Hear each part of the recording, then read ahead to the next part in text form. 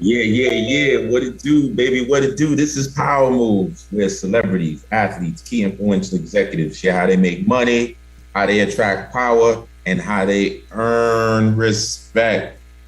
How's everybody doing? Our audience in here in Tampa Bay, in the world of sports right now, there's some talks that we're looking to get Baker Mayfield here in Tampa.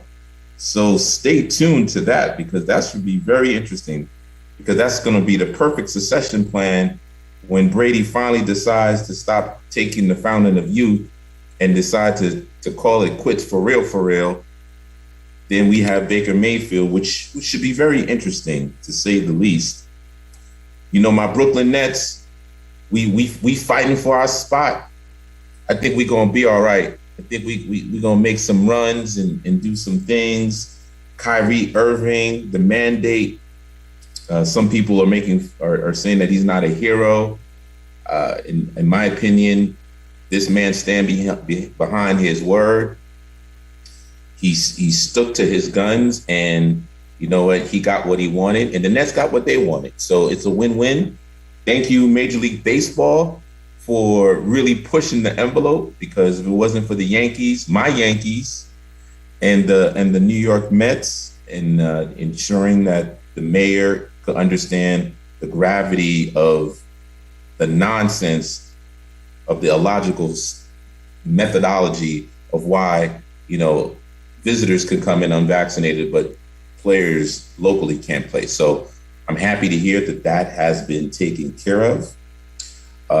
Baseball's coming up right around the corner. So it should be some exciting times for the Tampa Bay Rays as well. We're heading into playoff season. The Lakers is not looking good. Sorry, LeBron, just go on vacation, bro. It seems like it's a wrap, man. You're hurting your ankles. You're playing for these 10-day contract type players. I think it's a wrap for the Lakers. But I see the playoffs is going to be very interesting in the NBA. Hockey, our Tampa Bay Lightning is definitely on track to do what they always do. And then in the world of entertainment, one of our closest friends, as a matter of fact, she was on our radio show during Breast Cancer Awareness Month. I wanted to make sure we highlighted her. And, unfortunately, I need to share the news that Karen Marie Mason on March 22nd had transitioned, but she is with us in spirit, and she is definitely with her daughter. So please visit Karen Marie Mason on Instagram. Her daughter has done a great tribute for her. And, she's a testament of someone who fought the diagnosis of breast cancer, stage 4 breast cancer for 11 years. She did not let it beat her. And she was able to accomplish a whole lot. So please check out the episode that we did. It's also on the podcast on all the channels where she talks about, giving 100%.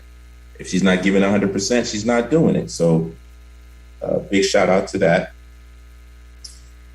On a positive note as well, today is Miss Cheryl, Salt from Salt and Pepper's birthday. So happy birthday to Salt. New radio station that's playing the classics from the hip hop in the 80s and 90s, where the general manager, Skip Dillard, who also once anchored Hot 97 and then went over to BLS in New York.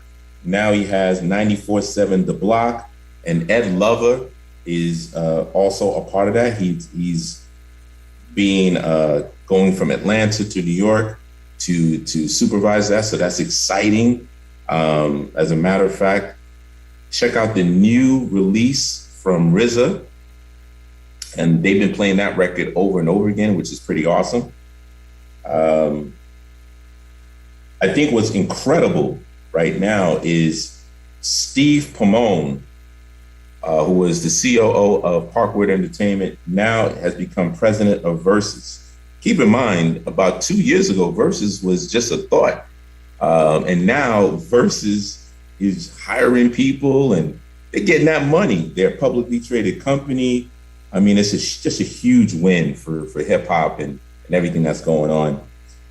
Another bit of news on the sports end as well is Kevin Durant has signed a name and likeness deal with St. John's University with his organization Boardroom, where they're really going to be advocating for the students, the student athletes at St. John's to have their name and likeness and do some deals with them, which is huge, with his partner, Rich Kleiman. And, you know, Kevin Durant is a part of Rock Nation, so that's exciting stuff. Obviously, the elephant in the room is this whole slap situation this past weekend at the Oscars.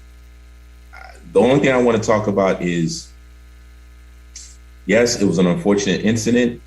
In our community, there's a lot of mental stress that we deal with, that sometimes in the most inopportune times, we are not in control of our emotions and, you know, things just get out of hand. What I like about what's happening now is that it has evolved into a situation where both parties recognize their part in the incident. They both apologized. And now, you know, it's time for us to focus on healing, sending them healing energy, and letting us all learn from this situation, because it can happen to the best of us. And as Denzel Washington had mentioned to Will Smith, you know, at our greatest times, the devil tries to come in to provide a low situation. So, you know, that's something that, you know, like I said, it can happen to the best of us. And I'm not going to put any more light into it than it really is necessary. Just know that at least we are moving in the right direction towards healing, because we are one. On that note, I'm going to share with you who we have today. This is a special day, special moment. So today we have the Senior Vice President of Marketing. She's constantly and consistently authoring and activating impactful campaigns for award-winning multi-platinum superstars. She's the advocate first. She's worked with everyone from Stevie Wonder, Prince, Beyonce, J-Lo. And her sustained success stems from an innate ability to not only identify the creative's respective vision, but magnify it for the global marketplace at large. She operates from a really honest place. And she first started off her career in management with Flavor Unit Entertainment, which is the home to Queen Latifah and Shaquem Compere, where they've managed Queen Latifah's career, Naughty by Nature, Mark 45 King, producers. In other words, let me put it this way. Rush Management was up there when it comes down to hip hop and managing, and Flavor Unit was right there neck and neck. She's handled the careers of DJ Clark Kent with her own 3D Entertainment, Jay-Z's debut of Reasonable Doubt. She's worked with Shaquille O'Neal on his successful music career. Also introducing the advent of the sneaker and album bundles as a marketing strategist. She's also trailblazed many collaborations, worked at Transcontinental Entertainment, was the vice president of marketing at Universal Motown Records, where she created the tribute to Marvin Gaye, where Marvin is 60, and she created the first ever Stevie Wonder box set, as well as the neo-soul icons of Erykah Badu and India.Arie. 2007, she joined Music World Entertainment, handling marketing for Beyonce's groundbreaking I Am Sasha Fierce album and her global tour. Worked with the Universal Music Group in 2010, worked at the Republic Label Group. She shepherded the releases ranging from The Voice, the winners of The Voice, Nas, Damian Marley, Motown, Kelly Rowland to Kim. You name it. She's worked on with Warner Brothers from 2015 to 2018 on the campaigns of Duran, Prince. I mean, she's doing it. And now, presently, she is working in conjunction with the man, L.A. Reid, with Hicko Entertainment in 2018 when it launched, where she's worked with Yella Beezy, St. John, Ruby Rose, and some new up-and-coming, exciting artists. Of course, she's worked with Big Boy, The Dream, and Jennifer Lopez, and D Nice. So her quote is, "Music matters, and it's an honor to be a part of the process of bringing an artist's vision to reality." Let's welcome to the show Miss Lynn Scott. Hi, how are you? We are doing awesome. How are you? I'm great. I'm happy to be here. I always, when people read my bio or tell, I'm always just like, who is she? I want to meet her.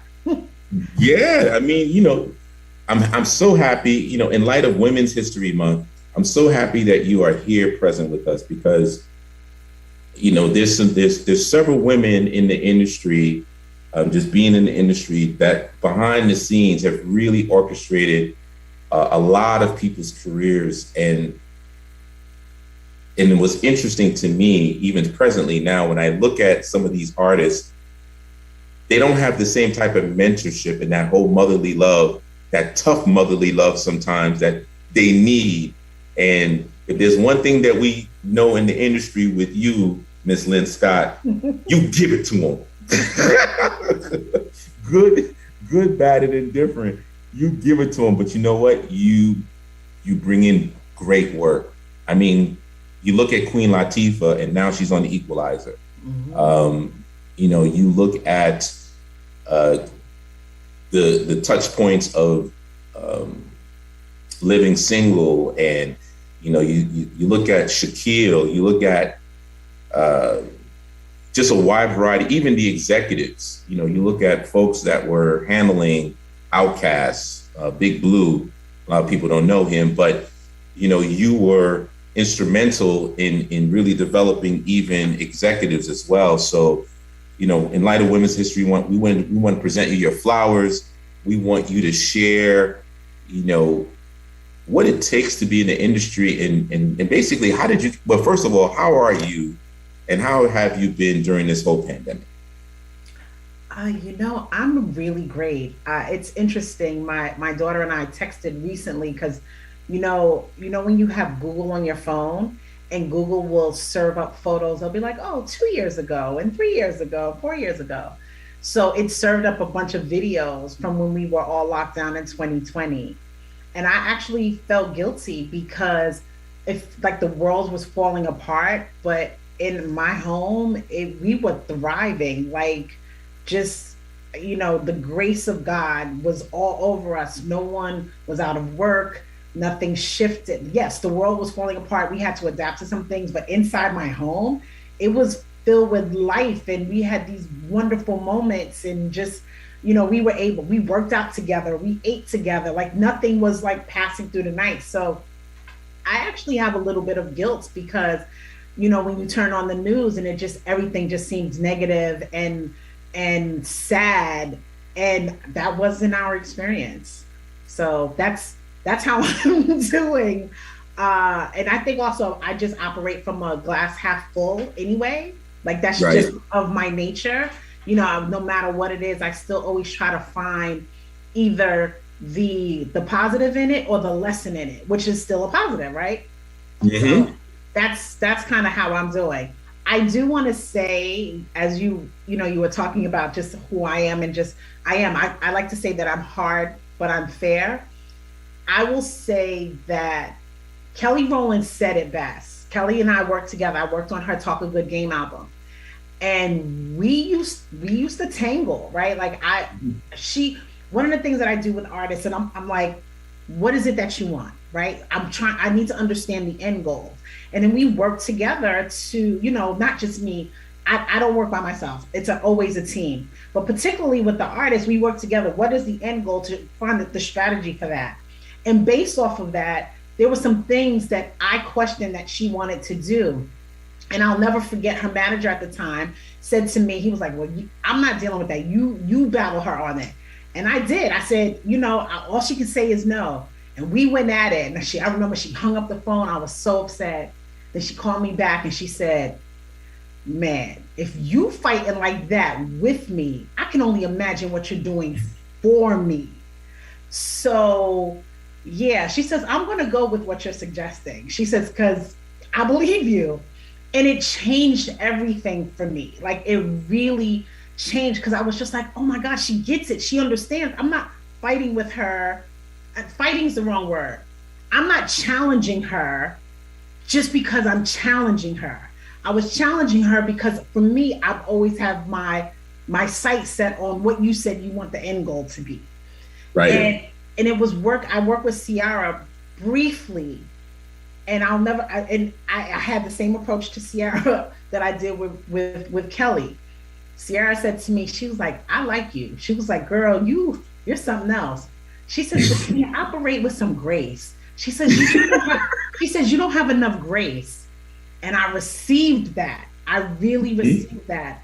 So my edges, my elbows aren't quite as sharp as they used to be, but they're still powerful. Yeah, absolutely. We're gonna go on break, but and I'm gonna piggyback off of that because I'm gonna explain the reason why, because I know why. So once again, this is Power Moves, where celebrities, athletes, key influential executives share how they make money, how they attract power, and how they earn respect. Only here on In Touch News Radio, reality radio where everyone is a star. We're gonna see you after the break. We got to pay some bills in 2 minutes.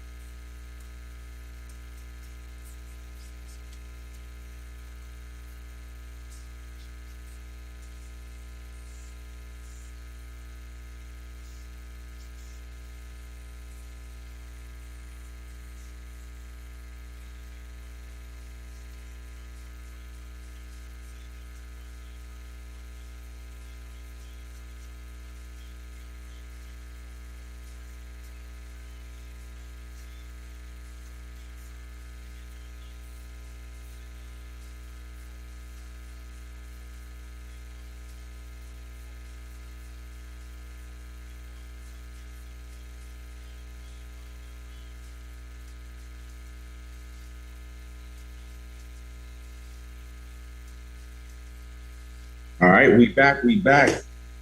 So this is Power Moves. We're here with Senior Vice President over at Hippo Entertainment, Miss Lynn Scott. And we were just talking about how sometimes, you gotta be committed to the vision of the artist, and sometimes they just don't understand.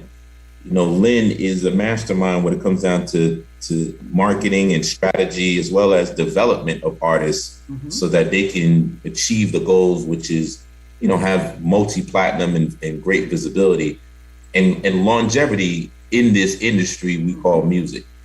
So where we left off was where you said your elbows are not as sharp anymore. And the reason why they were sharp before was because you dealing with hip hop. We the most stubbornest. That's actually true.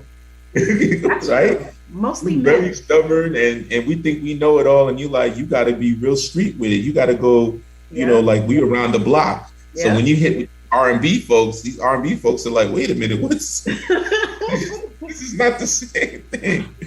You know what's funny though? I did gospel for a spell when I worked at Music World with Matthew Knowles. So I worked on gospel, and I actually had to be just as sharp working with gospel folks as I did with the rappers.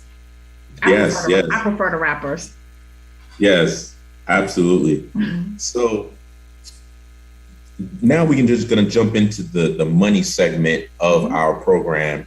And what I'd like for you to share with us is you've seen the progression, especially in the beginning with Flavor Unit, hip hop wise, where the budgets were so tiny, but yet the profit margins were so large, right? Because when you sold platinum, whether it was independent labels like Jive Records and Tommy Boy Records. I mean, Tom Silverman made a lot of money.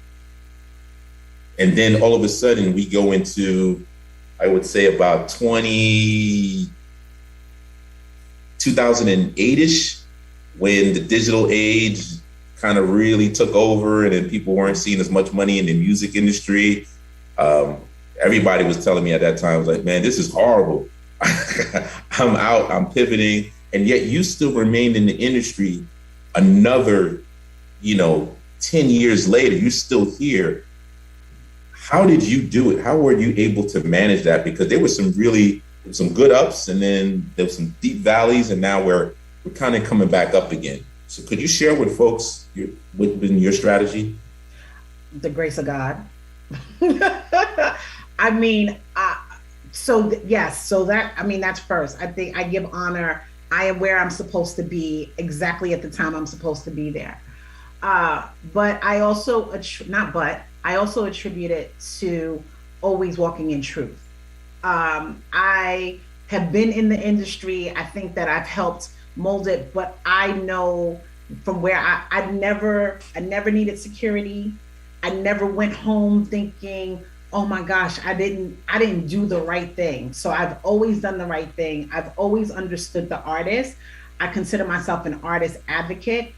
And at the end of the day, in the music business, the artist is the commodity. That is the value. It is the artist. It's what they create.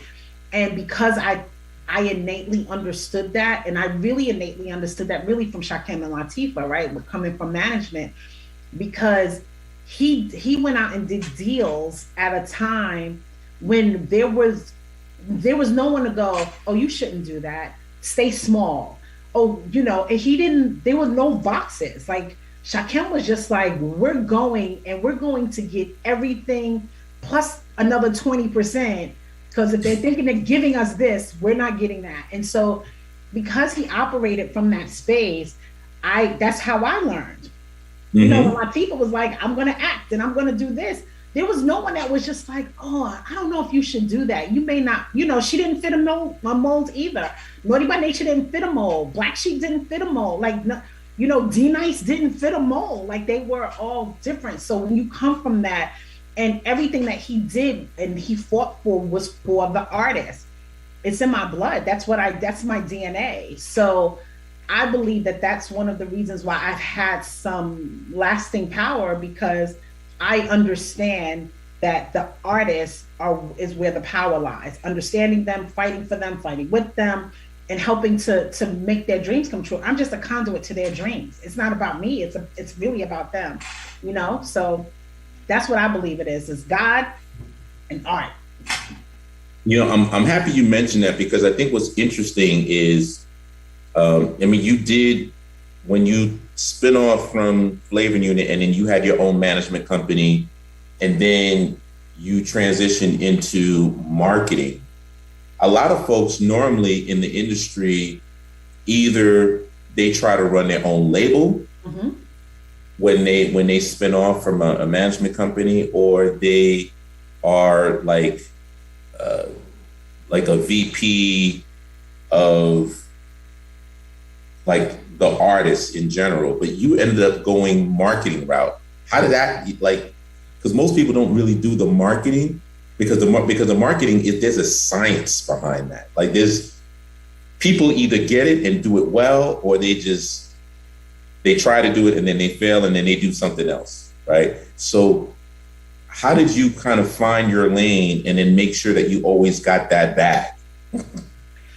I think jumping from management into marketing, I mean, managers should be marketers, right? You're marketing, you want to market your artists to either sign with an agency or have another brand, or being able to make them attractive to a label if you're shopping for it. So I think that those skills are very transferable. And what I found in marketing is, as I'm bombarded with things that are being marketed towards me, I loved it. I love the idea of sitting with an artist.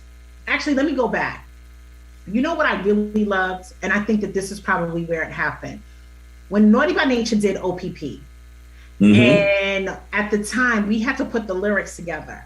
And I'm on a typewriter, not a computer, on a typewriter. And Tretch is right here rapping OPP to me. And then we start talking about, like, what does it mean? Or what do we think people are going to say? And knowing that that moment, that small moment, turned into this global thing. No one knew anything about OPP except for me typing these. So anywhere you see OPP, it started from that moment.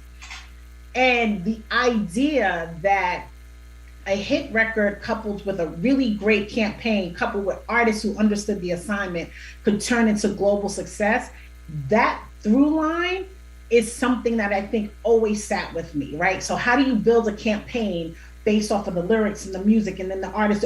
Like, that always mattered. And the constant in that is the marketing. You can add, there's publicity, and there's performances, and there's radio, and there's video, or everything that it touched. Marketing still was the through line through it all. And I'm bossy, and so I like the idea. I like the idea of, kind of being able to sit at the table while all of these different conversations were happening. I had an opinion. It's kind of what it is. I don't know. Yeah, no. I mean, I think that's what's amazing, and I think what's interesting is the youth now. These younger artists are realizing the importance of marketing, but they're not leveraging it properly. That's right. Right.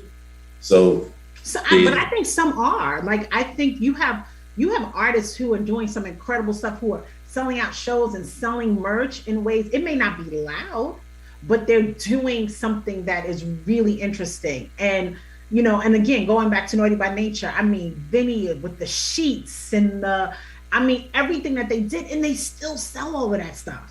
Like, it still does tremendously well. They built this incredible brand. Like, they understood merchandising long before merchandising understood merchandising. Right.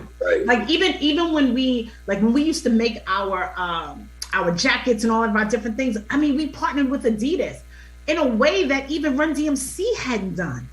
It was kind of amazing. It was, I mean, you like I said, Rush Management was here, but you guys was like right there. Like, people were deciding, who should I go with management? Should I go with Rush Management, or should I go with Flavor Unit? And then eventually, when Rush Management split off, it was different. But Flavor Unit was always up there. Even when you talk to other record labels, they were like, refer artists that were unsigned to management. And you know what? Why don't you try these guys over at Flavor Unit? And that's because kudos to you and the core team, Charm, Shakim and Latifah. We also had Rebecca, right? So when you would see shows, Rebecca, because she was our engineer, so they actually learned how to perform from a technical standpoint, not just the artistic one, but technically, so that the audio would be perfect so that people can enjoy it. So, she used to always be like, feedback in, feedback out. So, she's like, you have all of this part of the mic, stop holding it here. I mean, just, there are so many things that just happen at Flavor Unit. Artist development was definitely one of them. Brand identity was super important as well. And understanding the artist value and what they brought to the table. Shakim and Latifah really drilled that in us. That's why I said it's in my DNA. It really is. Absolutely. Well, now we got to pay more bills. Okay. So we'll be back in about 2 minutes. Okay. Once again, this is Power Moves on In Touch News Reality Radio, where everyone is a star. We're going to see you right after the break.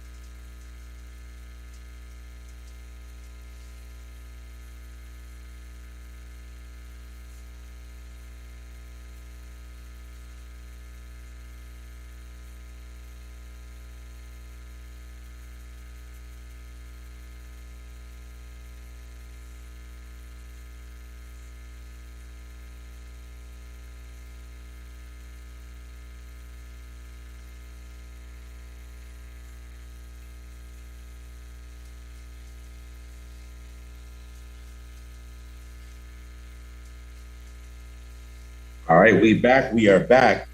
This is Power Moves, where celebrities, athletes, key influential executives share how they make money, how they attract power, and how they earn respect. We were talking about the money segment.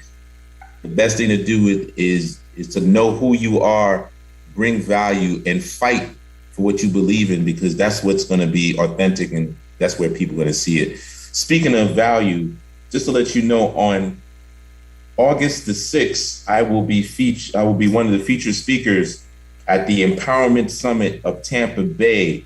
Get your tickets now, $85 and a t-shirt. I'll sign the t-shirt for you. The website is https empowermentsummit.us/. So please join us August 6th. Now we are back. We're talking about the power segment right here. It'll be a combination of money and power. Okay.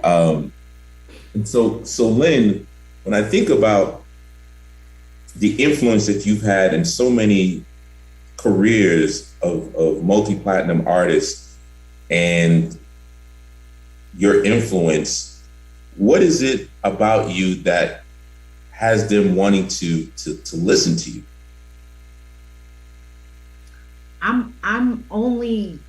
I'm helping them get to their goal. You know what I mean? Like, when you think about if you want to start a company, mm-hmm. and you want to think about either your executive team or your board of directors, you want most people who come with a certain level of expertise, who won't operate out of fear, who will challenge everyone for whatever is the great, right? If that's what you truly want, then why wouldn't you want me on your team? Because that's my ethos. I'm going to challenge you. I want you to challenge me, and then I'm going to execute the mess out of it.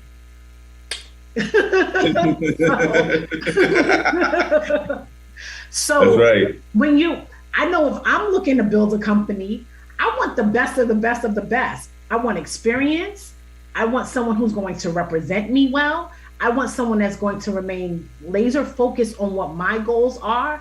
I want someone who is going to be a collaborator and who's going to build with people and who are going to identify the right people to help execute. So yeah, that's if that's what you're looking for, I fit that bill. I fit that bill. I have worked with artists who I didn't fit the bill. They all probably have a shift job.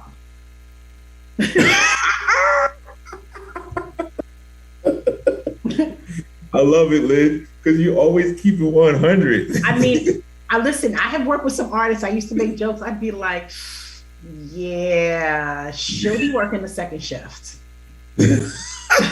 This is not this is not for the weak or the weary. I mean, this is, art is I don't want to say it's hard because I think that, if you love it, it's not necessarily hard.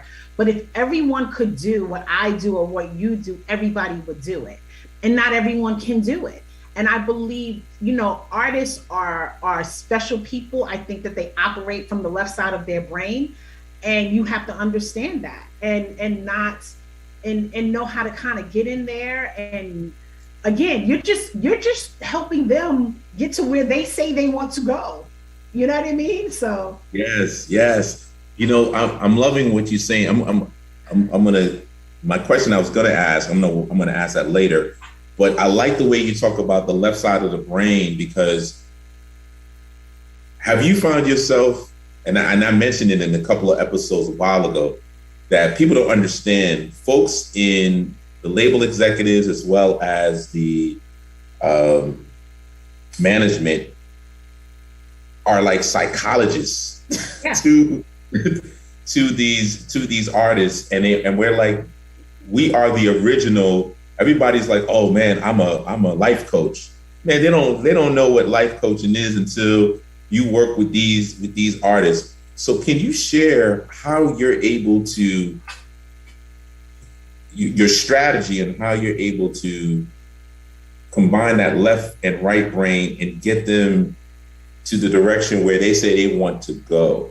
Like, can you share with us how you were able to, because sometimes it's like, I need for you to be at this radio spot and don't be late and consistently they're late. And then eventually you finally get them to do what they want to do. Mm-hmm.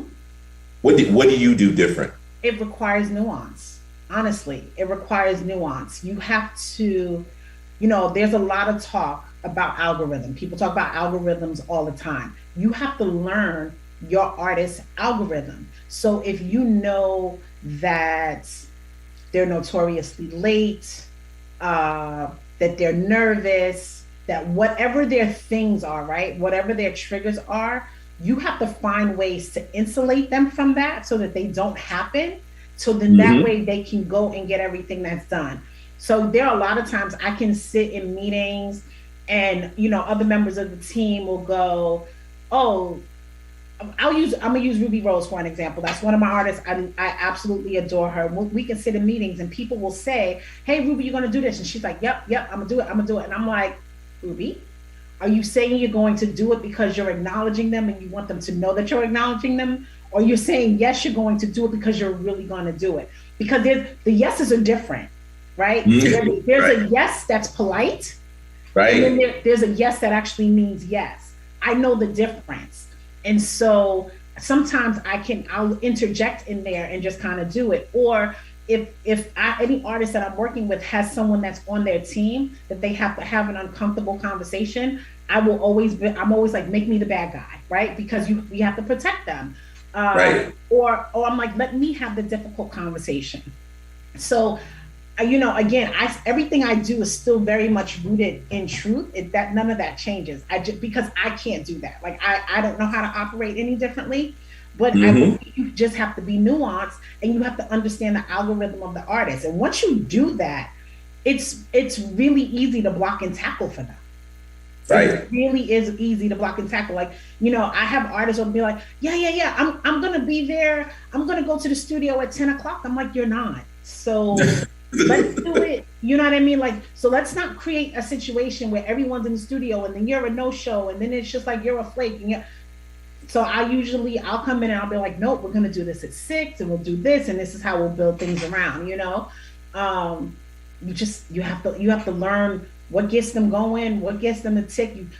Sometimes you have artists who need to, have to be always in a smoking car or a smoking room, right? Don't put them in a room that they can't not do it. So build that into the budget, right? Because now you get charged for that. So might as well Right. build it into the budget because it's going to happen anyway. There's no reason Anyway, to like, no, you can't smoke because they're going to do it anyway.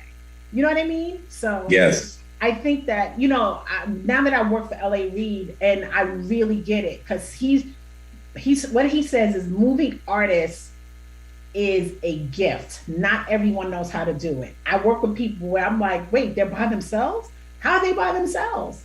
You know, when I'm in New York, if my artist is new, like if they're a baby act, I don't get them cars. We get on the train. Mm. We get on the subway. And it's for two reasons. One, it's faster to get around, right? So we can get to stuff. But the other one Right. is I want them to absorb the city. I want Yes. you to, let's say it's an artist that I'm having struggle who's trying to identify what their brand is. Yeah, I want you to get on the subway, see how everyone is dressing. You might pull from that. See what the ads look like on the sides. You can pick up creative energy from anywhere. And New York is a really great city to do that. So I'm like, we're getting on the subway. What do you mean? Yes. We're getting Yes. on. That's Yeah. right. With that being said, as a mom and you being a single mom, you talked about that during COVID, during the pandemic. What was that like? 3 kids and being in the music industry, juggling that, because that takes a lot of talent and power. Did your kids give you practice, or did the artist give you practice with your kids? An artist gave me practice with my kids. But I look at it this: my children. I was already doing this when my children were born. I love music. I thought I love music. They love music that much more. It's always blasting in the house. So for me, it was great. I use them as case studies all the time. I'll play music. I have my older daughter is just like, she loves everything. She's like, Mom, I love it. I love it. My younger daughter is way more discerning. She's like, that's trash. Y'all should let that artist go. Okay, this is okay. Like she's like, I need to talk to LA. I need him to understand that these are not in. Like she's so funny.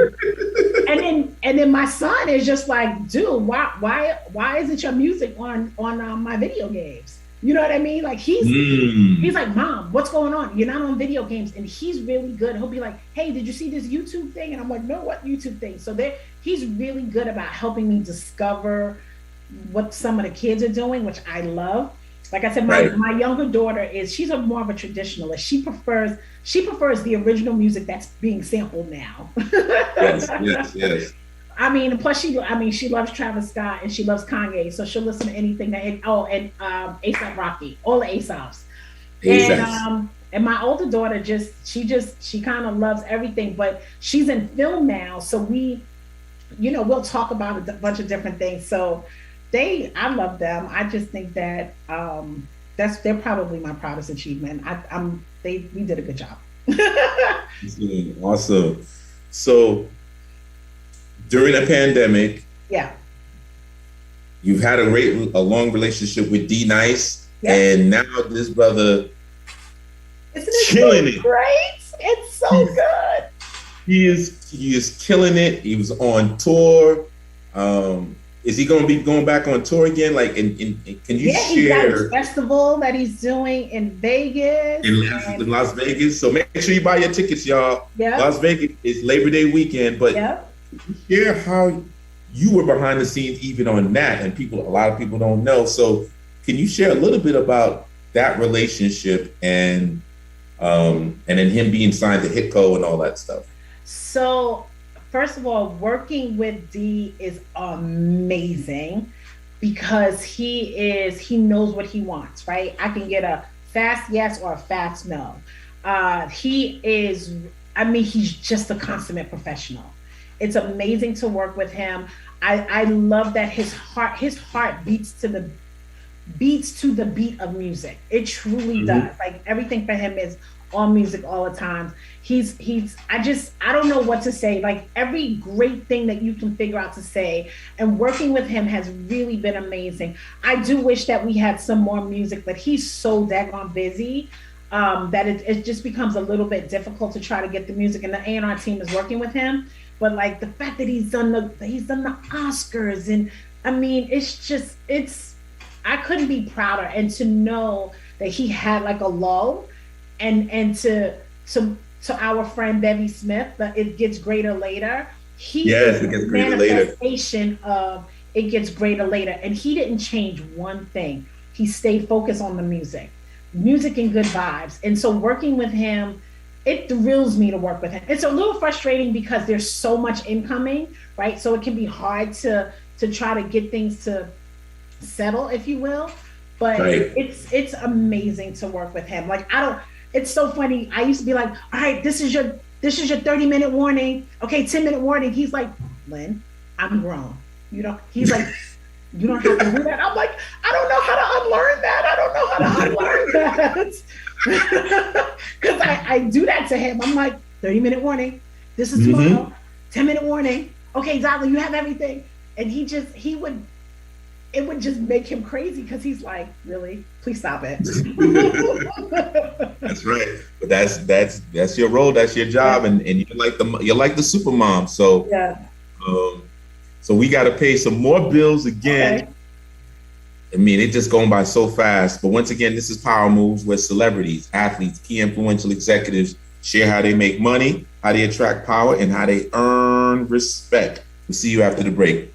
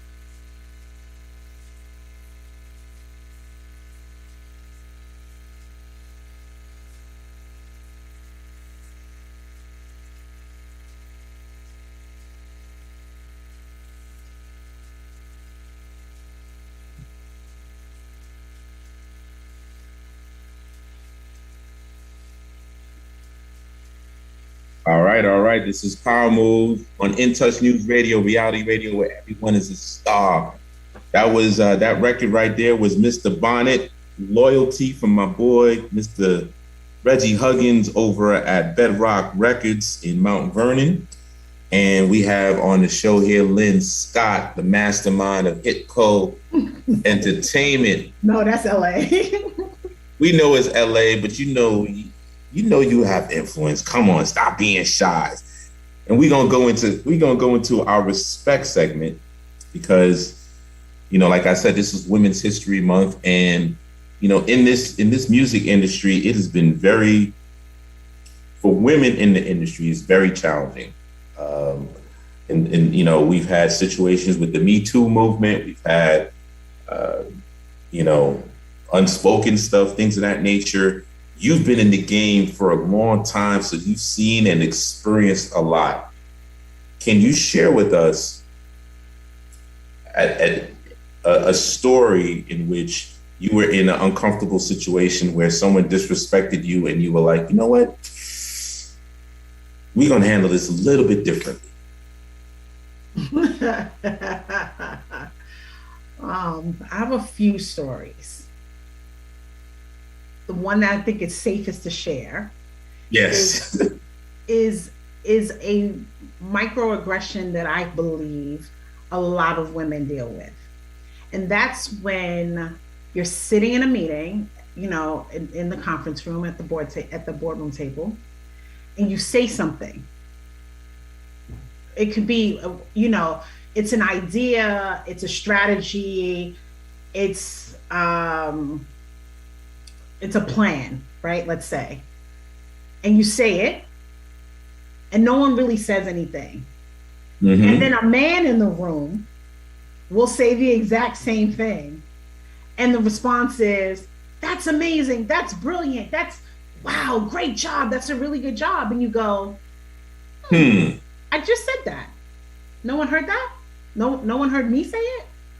And that can be really deflating, right? It can make you, I know for me, it has made me have imposter syndrome. It has made me, it's happened a lot. So there were times I've responded poorly. There Hmm. were other times when I spoke up for myself and then was labeled as angry. There were times when it caused me to just go silent. For me, that's probably the worst thing you want, right? My silence is really deafening. Mm-hmm. Uh, and so that to me is the one of the things that I strongly dislike. I work for LA Reid now.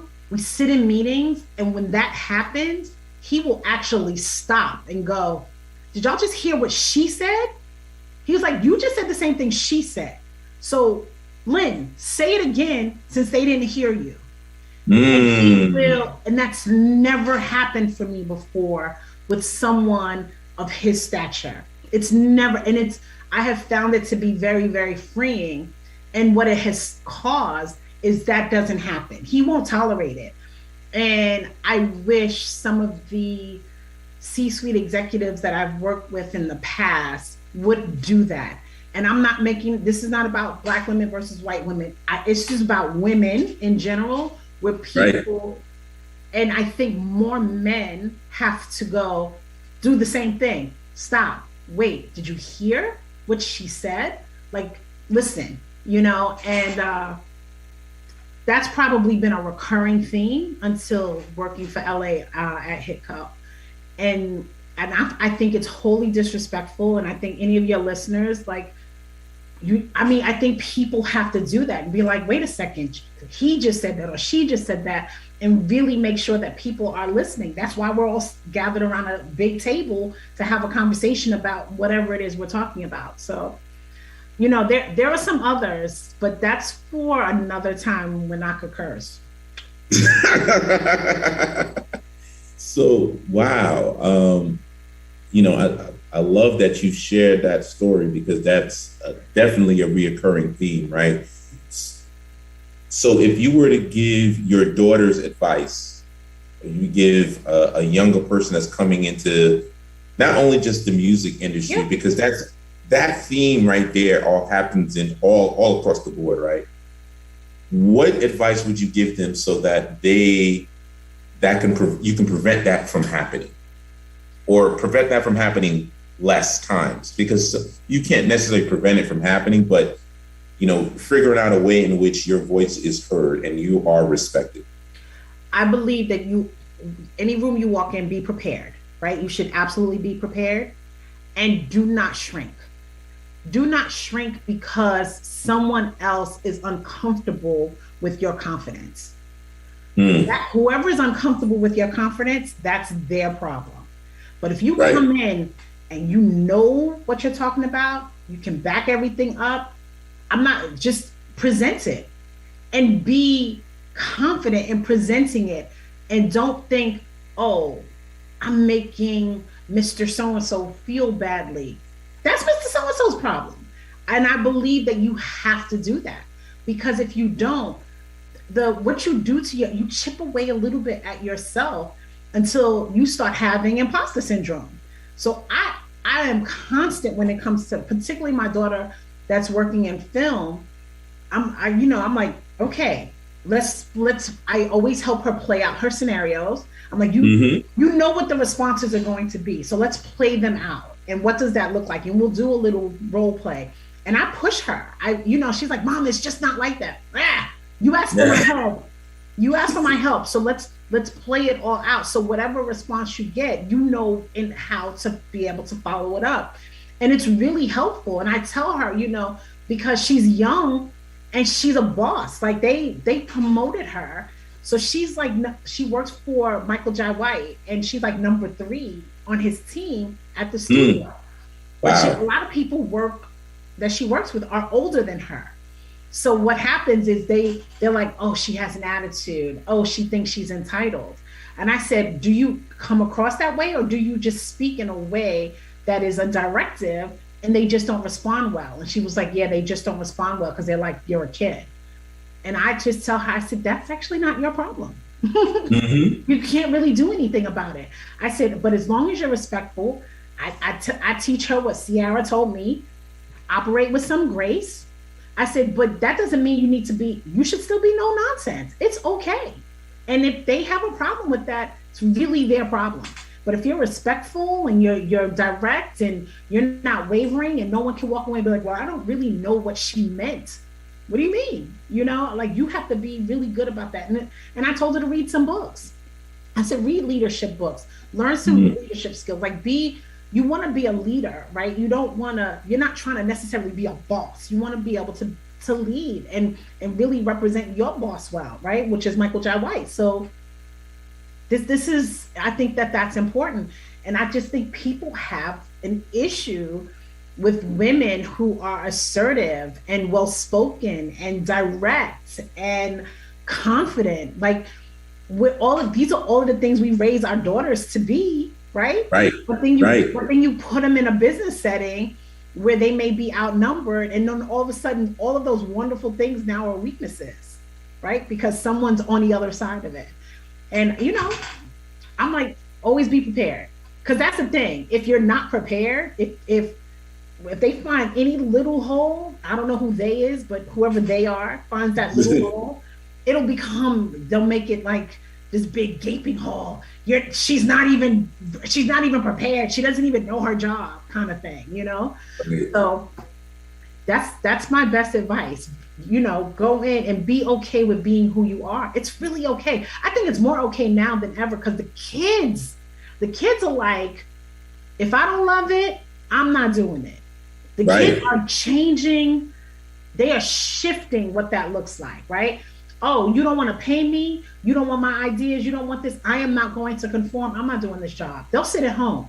They'll do their own thing. They're not doing that. So I think for those of us who have been around the block can really, really use that as a teachable moment, right? That's coloring outside the line. I mean, coloring outside the lines, outside the box, which I live for. I love that my experience is coupled with my curiosity that is fueled by what the kids are doing. I love it.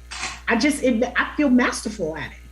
I just do. I'm like, oh, that's a great idea. I love that. And I'll take that and couple that with my experience. And then we have these magical ideas, these magical moments, these plans that come together that are just, with all of this emerging technology, oh my, it's amazing to me. It's amazing. There's so much money to be made right now. Look, you talk about finance, like, when you start talking about blockchain and NFTs and the metaverse and Web3, it's endless. It's so exciting. It is. So with your female artists on the Hitco label, such as Ruby Rose, Ayana Lee, and Jennifer how are Lopez. how are you mentoring them in that same respect? Well, Jennifer Lopez, I'm not mentoring. We know that. Yeah. She got her own thing, right? It's honestly the same way I mentor my daughters.